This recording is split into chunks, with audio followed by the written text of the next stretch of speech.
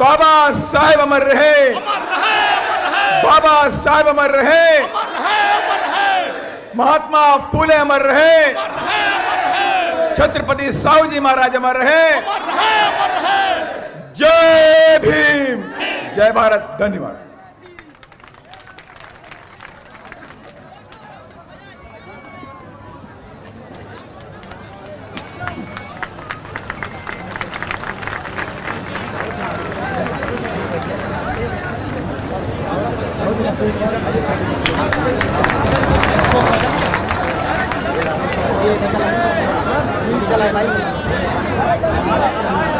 साथियों, अब मैं चाहूंगा जिनका आप सब लोग बेसब्री से इंतजार कर रहे थे, युवा दिनों की धड़कन,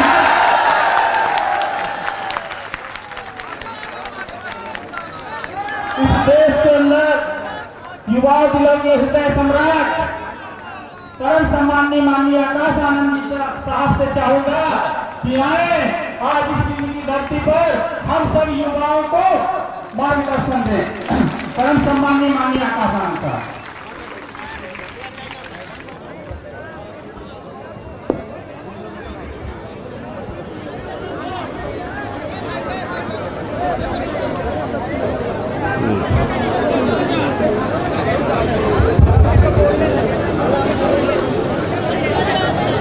जय भीम।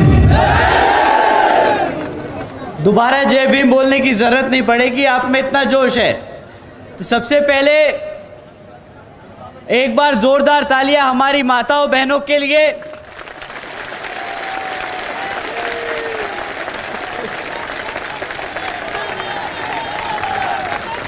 हमारी माताएं बहनें जो अपना कामकाज छोड़कर दिन का हमें यहाँ पे इतना समय निकालकर सुनने आए, आप सभी का तहे दिल से शुक्रिया अदा।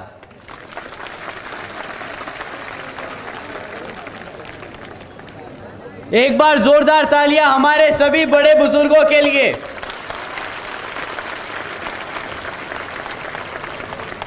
आप सबका आशीर्वाद और आप सबकी डायरेक्शन जो आप हम युवा साथियों पर कृपा करते आए हैं, तो आप सभी का भी बहुत बहुत धन्यवाद। एक बार जोरदार तालियां हमारे सभी युवा साथियों के लिए।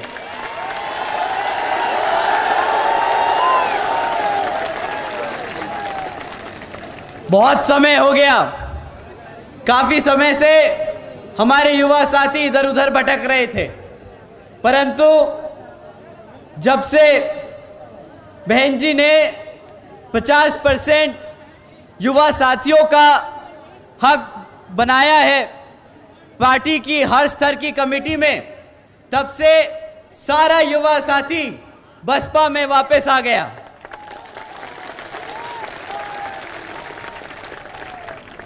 एक बार जोरदार तालियां हमारे गायकों के लिए। आप इतनी देर से हमारी पूरी जनता को मनोरंजन करते आए, तो आप सभी का तहे दिल से शुक्रिया अदा।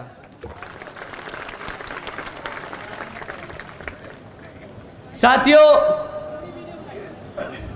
सबसे पहले मैं अपने सभी संतों, गुरुओं, जिसमें खासकर महात्मा ज्योतिबा फूले, बिरसा मुंडा जी, छत्रपति साहू जी महाराज, नारायण गुरु, तांत्या भील मामा जी, पेरियार रामास्वामी जी, बाबा साहब डॉक्टर भीमराव अंबेडकर जी एवं मान्यवर साहब श्री काशीराम जी को नमन करता हूं।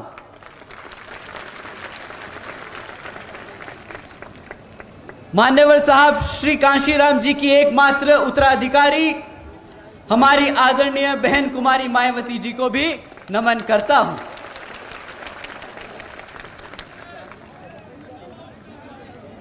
देश के सबसे बड़े प्रदेश उत्तर प्रदेश की 4 बार मुख्यमंत्री, लोकसभा व राज्यसभा की कई बार सदस्य रही, आदरणीय बहन कुमारी मायावती जी, जिन्होंने अपने सभी एससी, एसटी, ओबीसी एवं अल्पसंख्यक समाज के साथ साथ सर्व समाज में से गरीबों और कमजोरों के लिए अपना पूरा जीवन समर्पित किया।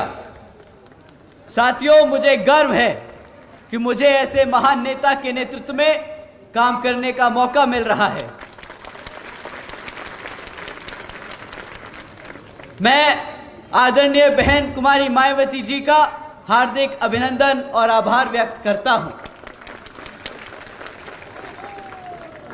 साथ ही साथ आज यहां मंच पर मौजूद हमारे सभी बड़े छोटे पदाधिकारी और सभी कार्यकर्तागण का भी मैं तहे दिल से धन्यवाद करता हूं कि आप सब ने इतनी मेहनत से इस प्रोग्राम को सफल बनाने में अपना पूरा मन, तन और धन लगा दिया।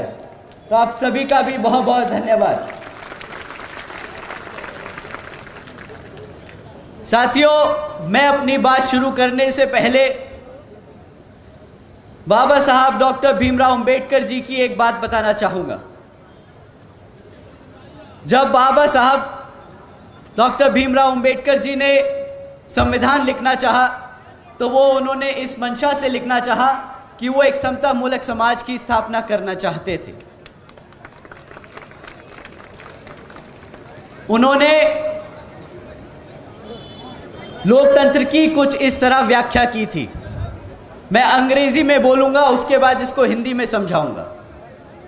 A form and a method of government whereby revolutionary changes in economic and social life of people are brought about without bloodshed। साथियों, बाबा साहब के विचारों का भारत कुछ इस तरह होता।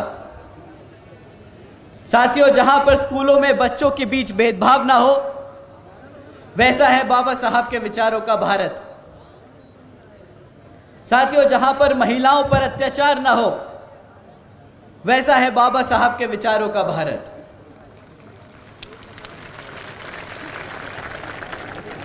साथियों, जहां हर जाति और हर धर्म को बराबर का सम्मान मिले, ऐसा है बाबा साहब के विचारों का भारत।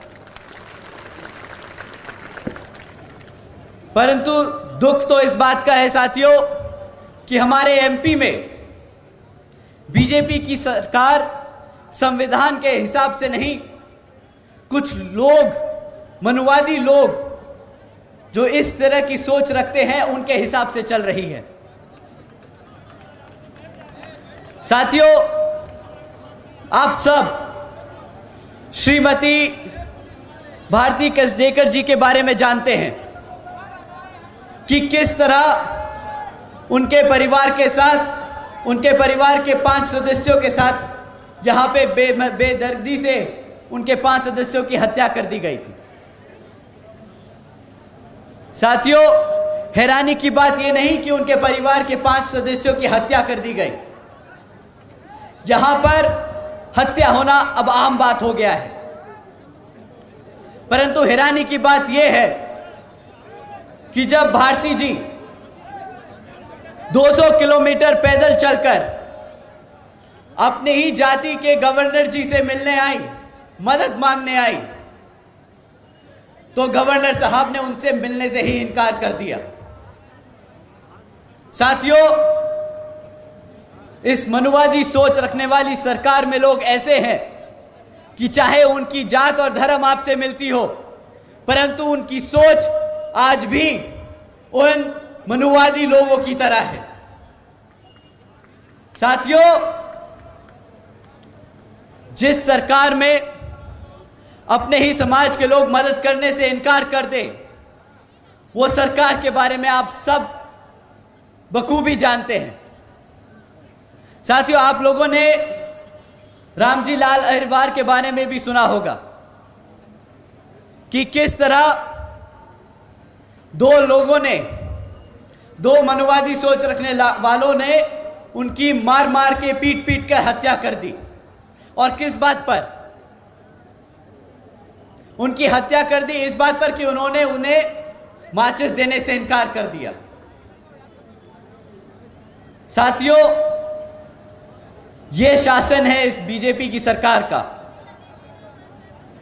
जहां पर हमारे समाज बिल्कुल भी सुरक्षित नहीं। अभी 8-10 दिन पहले की बात है, आप सबने सुना होगा कि किस तरह एक 15 साल की बच्ची का बलात्कार कर उसे उज्जैन की सड़कों पर फेंक दिया मरने के लिए। साथियों, ये सिर्फ कुछ घटनाएं हैं उन 16,900 में से, जिनके आज भी परिवार उस दर्द से गुजर रहे हैं जिसका मैं दुख शब्दों में बयान नहीं कर सकता। साथियों,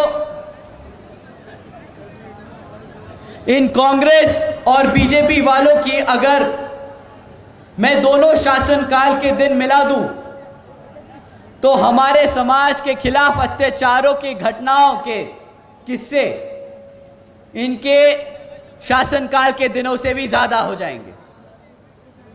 पर साथियों, अब समय आ गया है इन सब को उल्टा जवाब देने का। कमलनाथ जी और शिवराज जी को बताने का कि हम पिछले 5 साल में कुछ भी नहीं भूले हैं, और अब जब आप हमारे बीच में आएंगे तो हम आपको बता बता के याद दिलाएंगे कि किस तरह हमारे 16,000 से ज्यादा परिवारों के साथ जो अत्याचार का हुआ है, उसका बदला हम यहां मध्य प्रदेश की हर एक विधानसभा पर बसपा का परचम लहरा कर लेंगे।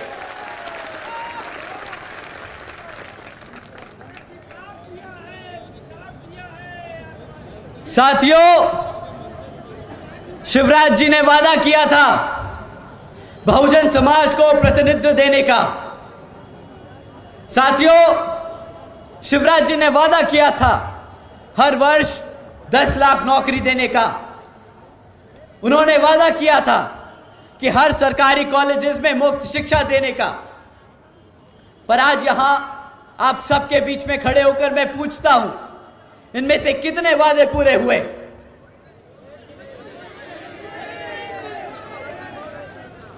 साथियों, वादे तो पूरे करे नहीं, पर उन्होंने पिछले 2.5 साल में बहुत काम करा है, बहुत काम किया है, बहुत मेहनत करी उन्होंने। वो भारत में अपने मध्य प्रदेश को अव्वल नंबर पे लेके आए हैं। आप लोगों को पता नहीं, मैं बताता हूं। शिवराज जी की सरकार नंबर 1 पहुंच गई पूरे भारत में हमारे बुजुर्गों पे अत्याचार करने में। शिवराज जी ने अपनी सरकार को नंबर 1 बना लिया हमारे SC, ST, OBC एवं अल्पसंख्यक समाज को पे अत्याचार करने में। साथियों, शिवराज जी ने नंबर 1 बना दिया MP को हमारी बहन बेटियों पर अत्याचार करने में। और ये मैं कोई अपने मन से, दिल से कोई मनगढ़ंत कहानियां नहीं बता रहा हूं। ये सरकारी डेटा बोलता है कि इनके शासनकाल में कितना अत्याचार हुआ है हमारे सर्व समाज पर। अभी हमारे भाई बोले यहां पे कि आदिवासी समाज पे मूता है। साथियों, आदिवासी समाज नहीं, सारे सर्व बहुजन समाज पे इन्होंने मूता है।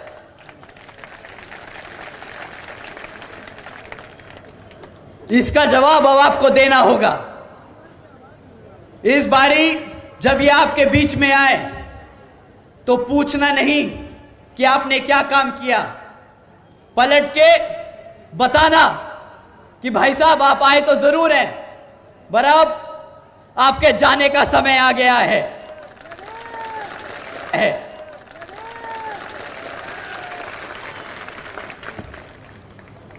साथियों, इन्हीं मामलों पे जब जनता ने इनके गृह मंत्री से सवाल किया कि भाई आपके प्रदेश में इतना क्राइम क्यों बढ़ रहा है, तो उनके गृह मंत्री पलट के जवाब देते हैं कि भाई हमारी पुलिस 24 घंटे काम कर रही है, इसलिए वो सारा क्राइम रिकॉर्ड कर रही है।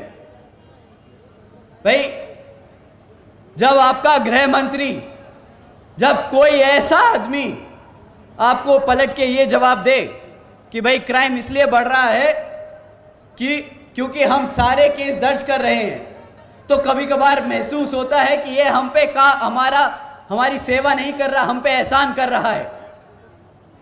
साथियों, या तो वो आदमी हम पर एहसान कर रहा है, या जो आदमी ऐसा जवाब दे वो बिल्कुल ही निहायती बेवकूफ और गधा आदमी है। क्यों? इसीलिए सरकार में बिठाया था आपको। आज जनता पूछेगी, चुनाव आ रहा है, पूछेगी कि पुलिस को सिर्फ रिकॉर्ड रखने के लिए रखा था या फिर हमारी जनता को, हमारे समाज को बचाने के लिए रखा था। साथियों, चाहे जो भी बात रही, अगर कोई व्यक्ति ऐसा जवाब दे जो उस पद पर बैठता है, तो उस आदमी को उस पद पे बैठने का कोई हक नहीं। और जो मुख्यमंत्री ऐसे आदमी को अपने पद में बैठने दे, उस मुख्यमंत्री को सरकार चलाने का कोई हक नहीं।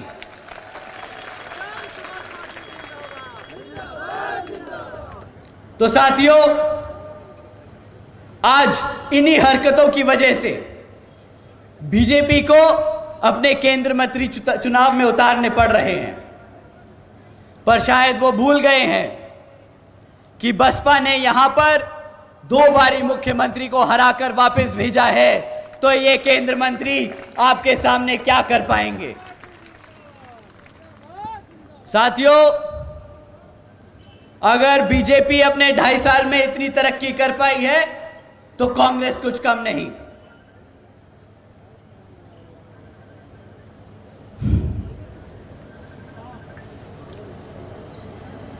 साथियों,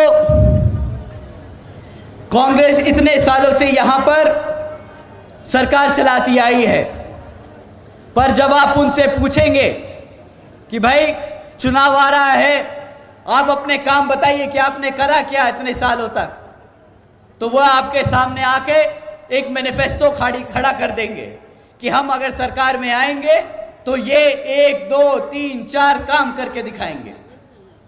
साथियों, जो पार्टी सत्ता में रह चुकी हो, वो आगे आने वाले 5 सालों के लिए काम ना बताए कि क्या करके दिखाएगी, बल्कि आपके आके बीच में बताए कि इतने सालों तक जब आपको सत्ता में आसीन रखा तो आपने हमारे समाज के लिए क्या किया।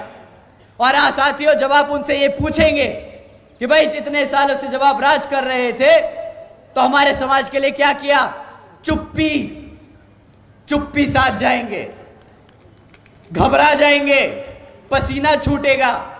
क्योंकि हकीकत तो यह है साथियों कि उन्होंने भी इतने सालों तक आप ही का वोट लिया और आप ही पे राज किया, परंतु आज तक आपको वही रखा नीचे दबाकर जहां पे आप हमेशा से थे। जब आप उनसे इनके कामों की सफाई मांगेंगे तो वो आपको भटकाने के लिए क्या करेंगे, वो बोलेंगे कि भाई तुम किसको वोट दोगे, बीजेपी तो ऐसी है। दूसरा विकल्प क्या? जब आप जवाब देंगे कि बीएसपी दूसरा विकल्प है, बीएसपी अपनी असली पार्टी है, तो वो आपसे बोलेंगे कि भाई बीएसपी तो बीजेपी की बी टीम है। साथियों, जिनके पास काम नहीं होता बताने को, वो यही बेतुके बयान बांटते रहते हैं, बोलते हैं बीएसपी तो बीजेपी की बी टीम है। उनसे बोलिए कि आप हमें यह ना बताएं कि बीएसपी क्या है, हमें पता है हमारी बहन जी ने यूपी में क्या किया है, आप अपने काम बताएं। साथियों, ये आपको गुमराह करने के हथकंडे हैं और कुछ नहीं। तो डरना नहीं है, आप को डराना है और बताना है कि आने वाले आम चुनाव में बीएसपी मध्य प्रदेश में सरकार बनाने जा रही है। और जब आप ये बोलेंगे तो इनकी डर के हाथ में आ जाएगी, क्योंकि उन्हें डर लगता है कि जिस तरह से हमारे SC, ST, OBC एवं अल्पसंख्यक समाज के साथ साथ सर्व समाज में से गरीबों और कमजोरों को के वर्ग उसी इज्जत और सम्मान से जिए जिस तरह से हमारे वो साथी लोग बसपा के राज में यूपी में जिए थे। इसलिए ये आपसे घबराएंगे जब आप बोलेंगे कि हम BSP को वोट डालने जा रहे हैं।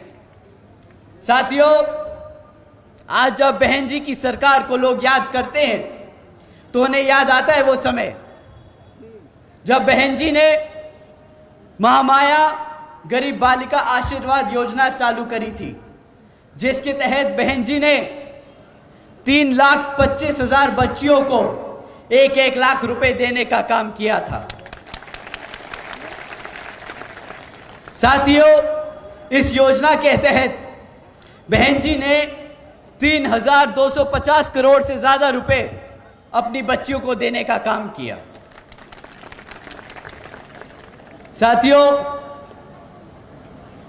वो याद करते हैं समय जब बहन जी ने सावित्रीबाई फुले बालिका शिक्षा आशीर्वाद योजना के तहत 7 लाख से ज्यादा बच्चियों को 12वीं तक की शिक्षा प्राप्त करने हेतु 600 करोड़ से ज्यादा की लागत इन बच्चियों को अपने पैरों पर खड़ा कर एक उज्जवल भविष्य देने के लिए खर्ची।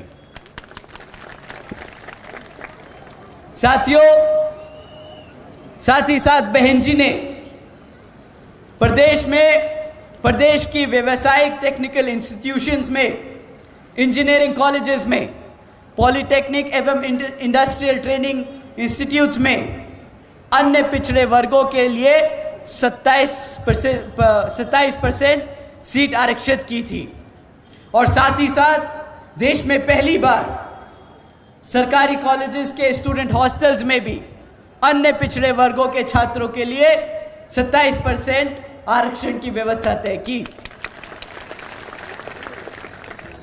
साथियों, बहन जी ने सरकारी नौकरियों के साथ साथ सरकारी ठेकों में भी आरक्षण की व्यवस्था तय और लागू की। और साथियों, याद करते हैं वो समय कि किस तरह बहन जी ने सरकार बनने के बाद ही तुरंत नौकरियों की भर्ती पर लगी रोक को हटाकर बहुजन समाज के साथ साथ सर्व समाज के सभी जरूरतमंद लोगों को नौकरी देने का काम किया था।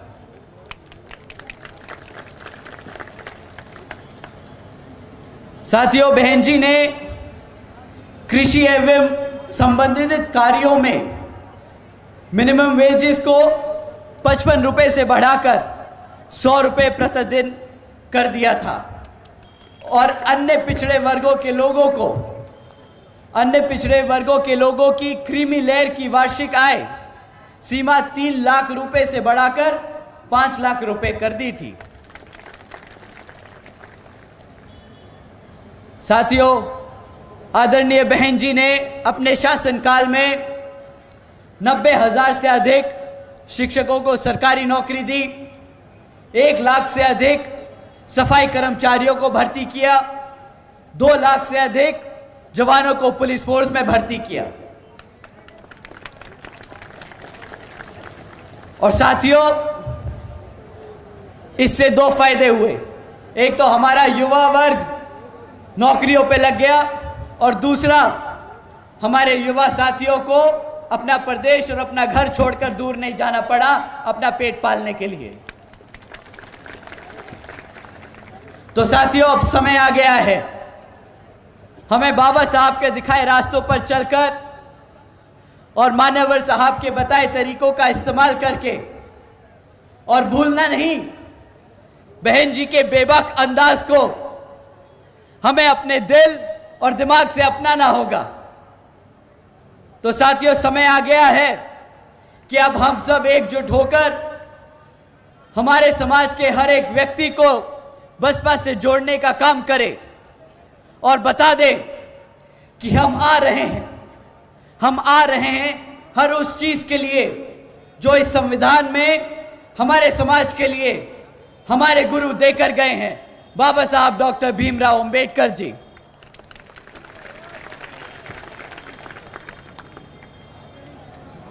साथियों, इन्हीं कुछ बातों को ध्यान में रखकर इस बारी बीएसपी ने जीजीपी के साथ गठबंधन करने का निर्णय लिया है और यहां पर चुनाव हम मिलकर ही लड़ेंगे। तो मैं आप सभी से अपील करता हूं कि इस विधानसभा आम चुनाव में आप सब बसपा और जीजीपी को वोट डालकर यहां पर सरकार बनाने का काम करेंगे।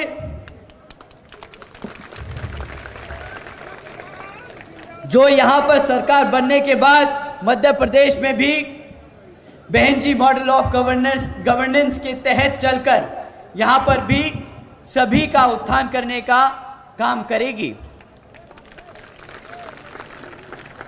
अंत में मैं एक बार फिर से यहां मौजूद सभी माताएं, बहनें, हमारे बड़े बुजुर्ग, हमारे सभी युवा साथी, हमारे सभी छोटे बच्चे, मैंने यहां देखा आज मीटिंग में 2-2 साल, 1.5 साल के बच्चे भी मौजूद हैं। हमें पता है कि हमारी माताएं अपने आने वाली पीढ़ी को बसपा के लिए तैयार कर रही है और दिल खुश होता है देखकर कि मुझे एक युवा, सबसे पहले एक युवा कार्यकर्ता और बहन जी के आशीर्वाद से आपके बीएसपी का नेशनल कोऑर्डिनेटर बनाने का काम किया और आप सबके बीच आके लगा कि मुझे एक कार्यकर्ता को इससे बढ़िया साथी कभी नहीं मिल सकते थे। तो साथियों, मैं आप सबसे उम्मीद करता हूं कि आप इसी तरह मेहनत करके बीएसपी को नई ऊंचाइयों तक ले जाने का काम करेंगे और अपनी बहन जी के हाथ मजबूत करेंगे और आने वाले लोकसभा में उन्हें प्रधानमंत्री बनाने का काम करेंगे।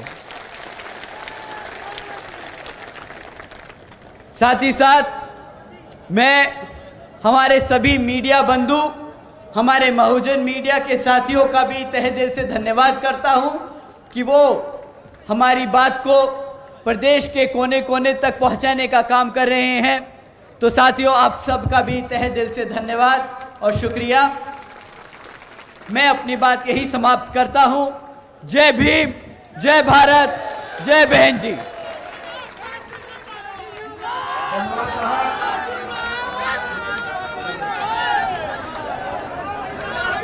साथियों, आप लोग शहर से बढ़ जाए। अब मैं चाहूंगा कि हमारे सिवनी से चलकर आदिवासी भाई माननीय साहब के सामने कुछ अपना एक हमारा नहीं है, अपनी कला की प्रस्तुति करें। हमारे सिवनी के साथी जो भी आए हैं, स्टॉप कर दिया।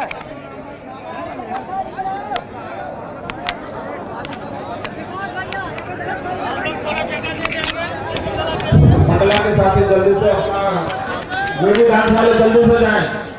जोड़ी डांस वाले जितना जल्दी हो जल्दी आए। खाली कर दो इसको, खाली कर दो।